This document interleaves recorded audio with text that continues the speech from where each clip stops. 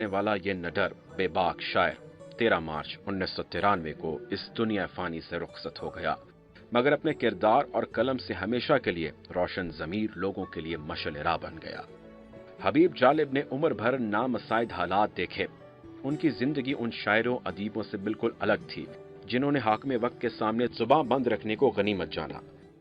मैं हबीब Jalib memorial foundation का general secretary हूँ और मैं समझता हूँ कि मेरे लिए इस दुनिया में इससे बड़ा ओहदा कोई नहीं है।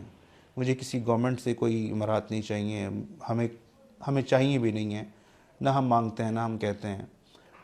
मेरे लिए बड़ी फ़ख्र की बात है कि मैं एक ऐसे ख़ानदान में पैदा हुआ हूँ जिस ख़ानदान में हबीब जालिब जैसे शख्सियत हैं।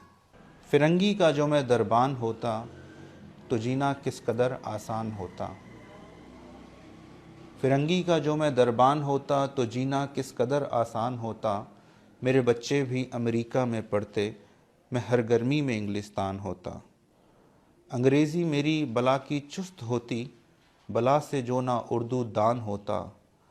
सर को झुकाकर हो जाता जो सर में, तो लीडर भी अजीम शान होता। ज़मीनें मेरी हर सूबे में होती, वल्लाह में सदर पाकिस्तान होता।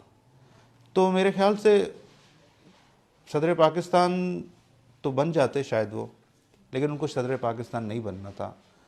उनको जो रुतबा अल्लाह ताला ने अता किया है वो सदर पाकिस्तान से भी बुलंद रुतबा है। मियानी अफगाना में पैदा होने वाला हबीब अहमद अपनी शायरी के जरिए जालिब तो अमर कर गया। ख्वाहिश के बावजूद अपने बच्चों को पुरआसाइश जिंदगी ना दे सका, लेकिन दरबार की मदाही करने वाले शायर अपनी जिंदगी और अपनी आने वाली नस्लों के लिए भी सरमाया छोड़ गए।